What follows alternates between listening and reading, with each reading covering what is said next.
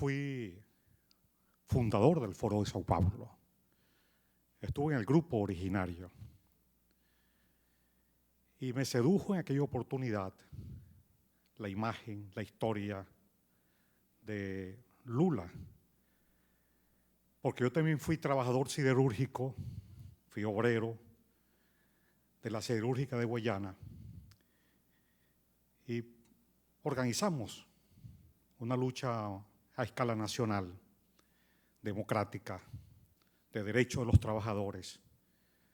Y eso me llevó fundamentalmente pues, a ser cofundador en el año de 1991 a esa reunión donde asistimos alrededor de 60 personas. Pero yo tuve una experiencia también anterior a esa, que fue haber vivido. Estuve varios meses en la Unión Soviética y conocí profundamente desde adentro el monstruo del estalinismo y las lecturas políticas de la época, la historia, pues nos permitió tener una visión clara sobre lo que era el estalinismo. En América Latina, en ese momento, para la fundación del Foro de Sao Paulo, corría lo que se decía el fantasma del neoliberalismo en América Latina, o lo que llamó el Papa Juan Pablo II el capitalismo salvaje. Y hubo muchas protestas, mucho rechazo a ese tipo de política económica. Y eso impregnó un poco ese ambiente a los trabajadores y a los sectores populares de América Latina en la idea de, desde el seno de los trabajadores, de las organizaciones populares, presentar un proyecto para América Latina diferente en términos democráticos, en términos económicos. Sin embargo, ahí estaba la mano, la presencia determinante, primordial, categórica del gobierno de Cuba, que le fue inmediatamente poniendo un sello a todas las aspiraciones iniciales que estaban en el Foro de Sao Paulo. Por esa razón, yo me retiré a los 3 años, cuando se incorporó Hugo Chávez al Foro de Sao Paulo. No regresé más. ¿Por qué? Porque yo conocí a Hugo Chávez y además la experiencia misma de lo que significaba el estalinismo, sabía que en un término relativamente breve el Foro de Sao Paulo se iba a convertir en un apéndice en la política exterior del gobierno cubano. Me retiré y mis relaciones con Lula se mantuvieron en relación de que uno escribía cartas públicas, sobre todo la llegada de Hugo Chávez, como dijo Franceschi en 1998. El triunfo de Chávez fue por la vía electoral, ganó limpiamente, es verdad, pero al poco tiempo el gobierno de Chávez le fue imprimiendo todo ese concepto de lo que es el estalinismo, sobre todo el peso decisivo del gobierno cubano y las relaciones con la FARC.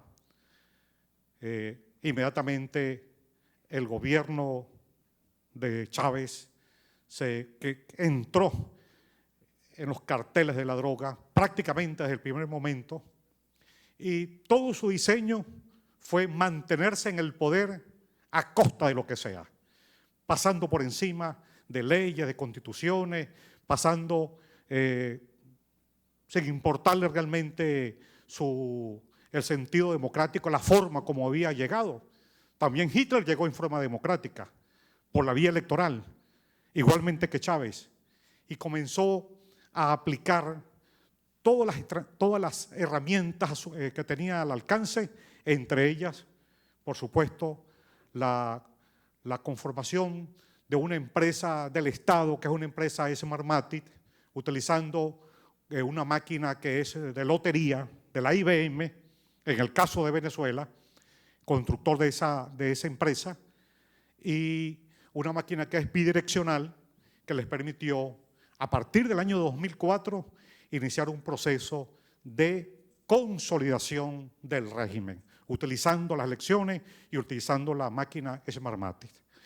Eso, por supuesto, no es solamente una máquina, no es solamente un sistema electoral, eso está acompañado de crímenes acompañado de corrupción, acompañado de falta pues, de vocación democrática. Pero les puedo decir, por ejemplo, aquí en Estados Unidos hay 2 venezolanos perseguidos porque denunciaron en el año 2004, denunciaron el fraude en ese referéndum del 15 de agosto del 2004, un referéndum que fue el producto de la lucha en Venezuela y que en ese referéndum se decidía la suerte de Chávez si continuar en el poder o no, y se ganó esas elecciones. Pero hubo una componenda, hubo falta de coraje del sector opositor, de quien comandaba la oposición en ese momento, porque habiendo ganado ese referéndum, no se llamó a la gente a defender en la calle ese triunfo. Y hubo ese fraude. Y hubo gente, algunas personas que fueron asesinadas, que llegaron a tener acceso a demostrar el fraude. Otras están aquí en Estados Unidos perseguidas. Esa es una de las razones. Y a partir de ahí se fue impulsando pues, todos esos procesos electorales como que siempre han contado, y esto forma parte también del hecho para mantenerse en el poder, de un sector complaciente, corrupto, un sector en la oposición que tiene precio, que a base de la corrupción, a base de los contratos, aceptan realmente los resultados electorales a pesar de que hay tantas evidencias de los fraudes cometidos a través de la máquina. No es solamente la máquina, en el caso de Venezuela, es también la aceptación de esos fraudes. Hoy tenemos una situación muy grave, porque ya no es solamente la presencia de Chávez, es también la capacidad para lograr establecer complots internacionales, donde ha estado el gobierno de Lula, donde ha estado el gobierno de Cuba, con la presencia incluso del gobierno de Santos. Chávez murió, y yo lo escribí aquí en este libro, El Gran Engaño, y ocultaron la muerte de Chávez. Ocultaron la muerte de Chávez para permitir que Nicolás Maduro, desde el mes de diciembre, que fue el mes en que murió Chávez, enero, febrero y marzo, para permitirle a Nicolás Maduro consolidarse en el poder. Y hubo un complot internacional que involucró al gobierno de Lula, al gobierno de Brasil, perdón, al gobierno de Cuba y al gobierno de Santos para imponer por la vía de la fuerza y por la vía del crimen, por la vía del engaño al señor Nicolás Maduro. Inmediatamente, tanto el gobierno de Cuba como el gobierno de Brasil utilizaron una figura que no está en la Constitución, como es la continuidad administrativa. Una figura que la usaron las dictaduras anteriores en Venezuela, y sobre esa figura impusieron a Nicolás Maduro y ocultaron la muerte de Chávez. Todavía no conocemos nosotros el acta de defunción de Chávez, todavía no conocemos la partida de nacimiento de Nicolás Maduro, y les puedo decir con dolor que el resultado final de toda esta tragedia es que nosotros hoy hemos perdido la República. Venezuela es hoy un país que está bajo las manos del gobierno de Cuba, los gobiernos rusos, chinos, iraquíes, iraníes, y tienen el control total de Venezuela. Esto ha provocado un éxodo de 2 millones de venezolanos y continuarán. Mientras tanto, nuestro pueblo está realmente en malas condiciones, en condiciones terribles, y no significa ninguna amenaza para Estados Unidos, si el pueblo venezolano. La amenaza es este régimen, no solamente para Estados Unidos, sino para toda América. Y lo lamentable es que el gobierno de Brasil está confabulado para mantener este régimen venezolano.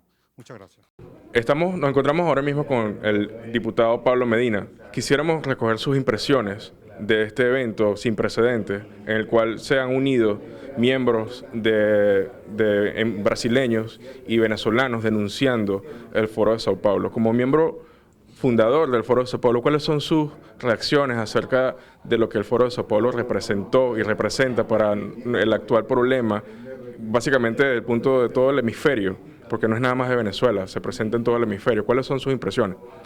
Bueno, yo creo que ha quedado muy claro que Venezuela es un ejemplo muy peligroso para los pueblos de América Latina y representa, no me refiero al pueblo venezolano, quiero que quede esto muy claro, el pueblo venezolano no representa ninguna amenaza para los pueblos de América Latina, para Estados Unidos, para la Unión Europea, puesto que nuestro pueblo hoy está sometido, está controlado, porque en Venezuela hay un narcoestado. El peligro no es el pueblo venezolano.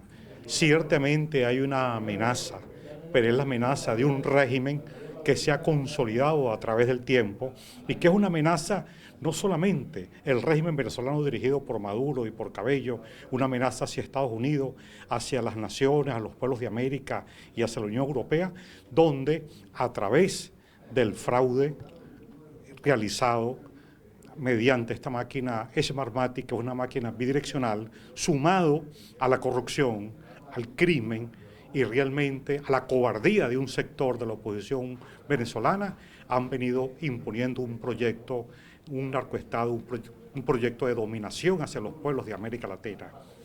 Hoy, Venezuela, digo, es un ejemplo de lo que no debe hacerse. Y yo creo que el pueblo de Brasil y los pueblos de América Latina deben abrir los ojos frente a esta terrible realidad que significa hoy el régimen venezolano, a la cual hoy, lamentablemente, en Brasil también le han impuesto un sistema electoral, al igual que otros países de América Latina, que va conformando un control de nuestros países y nuestros pueblos. Vean el ejemplo de Venezuela.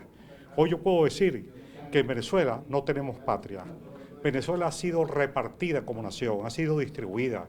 Hay un conflicto internacional en Venezuela entre el pueblo venezolano y el gobierno de Cuba, el gobierno chino, Irán, Rusia, que se han apoderado de nuestros territorios, de los espacios acuáticos, del Estado venezolano, así lo controla Cuba, y las otras potencias se han apoderado de todo, incluyendo incluso la FARC de Colombia, que controla nuestras fronteras y metales como el coltan.